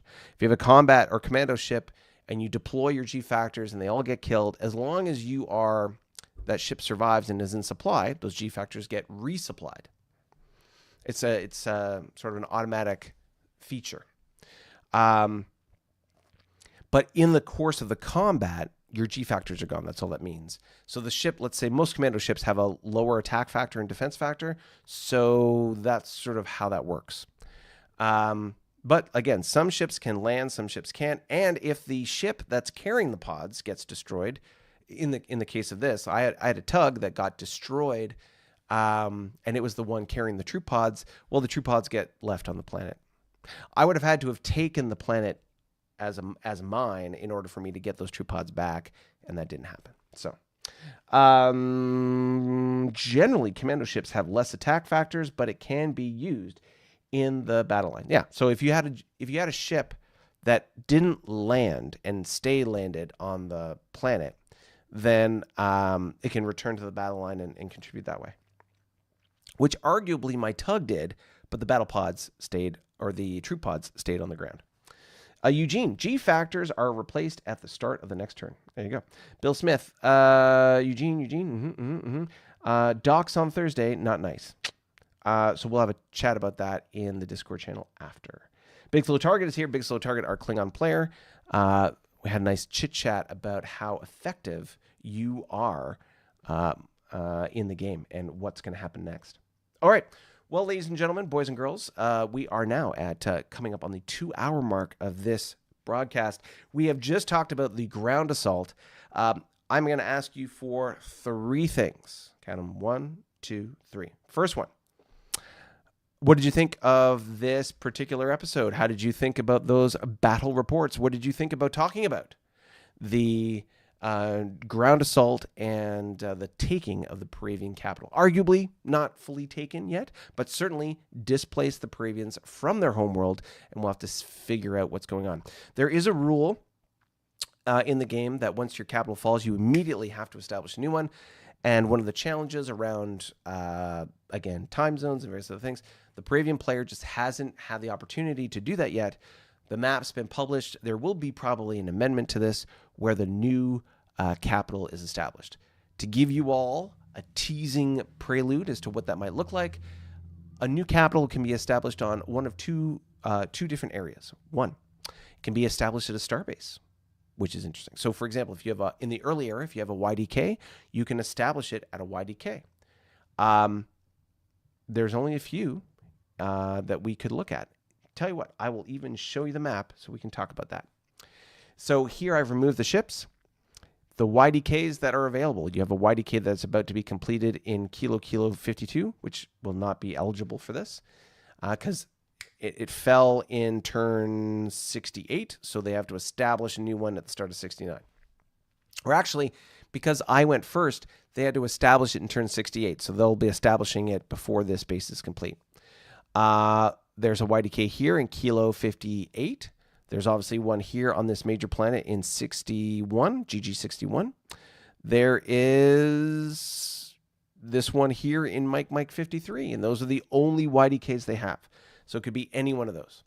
Now, if I take away the bases, just to be able to see planets, they can also establish it on a planet. Arguably a colony? I'll say a colony is a planet for the purposes of this thought experiment. So the big ones are Zork, which I would argue is probably not a great spot.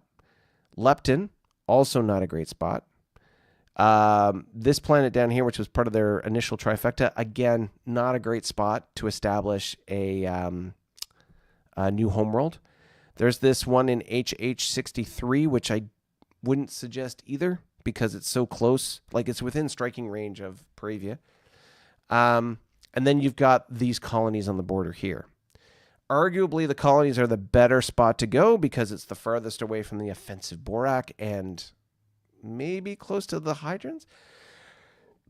I think the best possible spot, if we bring back the bases, is either the YDK in Mike 53 or the colony in November 54.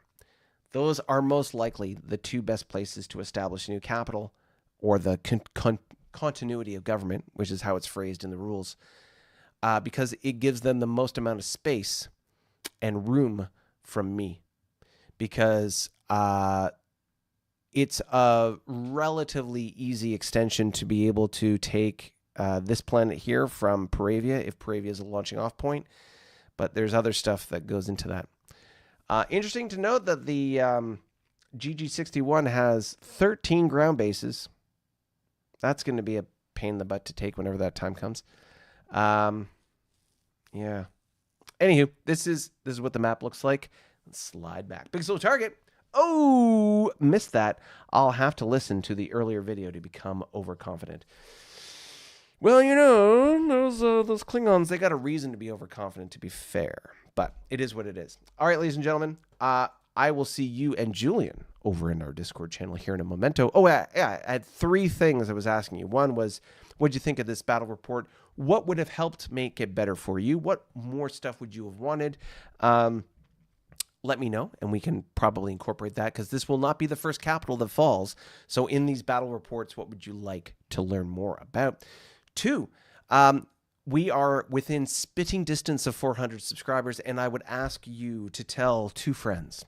Share this channel, this video, for all those who love Star Trek, turn-based strategy games, and things like that. Share the news about this channel. See if we can get to that 400 number before the end of June. We've only got a couple days to do that. So by the end of June, can we get to 400? That'll be the goal. And the last thing, the third faction, the third piece in this, we talked about tell 2 friends. We talked about, was the battle report good for you? And the last thing I'll ask you to do is make sure you hit that thumbs up button. And if you haven't already hit the subscribe button, please help us get to 400 and hit that subscribe button. Put your comments, if you're watching this on the replay, put your comments in the comments below, or put your notes in the comments below. I want to hear from you about what you like, what it is, and tell me about other kinds of videos that you would like to see on this channel. I know we pretty much do the live stream here every week, but we've done tutorial videos and there's other stuff we can do. And during the course of the summer, there'll be some opportunity, like later in August, to be able to do some more stuff. Let me know what it is you would like to see. And last but not least, and this is just more of an information note, if you are fans of all things Star Trek, you might know of a channel called Resurrected Starships. Now that you're at the end of this video, please feel free to go check out Resurrected Starships. Why am I saying that? Because in the months coming, you will see some new, shall we call it, eye candy on this channel. And part of that eye candy is contributed by Resurrected Starships. The guy who runs that channel is fantastic, great artist, CG artist, and is part of our community here, and has done some great videos breaking down anything from like TOS, the movies, like the original movies, TMP, the motion picture, and talking about Star Trek in all sorts of different ways. Does very good breakdowns and analysis of the different scenarios that have existed between the Reliant and Kirk and Star Trek II, talking about the Romulan encounter, and talking about the comparisons between modern warfare, historical warfare, and what happens in Star Trek, technological differences, encounters with different races. It's just a really good channel to check out. And they've got some great graphics on that channel that you will see some of on this channel as well. So all that to say, thank you very much, everybody. Have a wonderful rest of your weekend. I will see you next week. And with that said, ciao for now.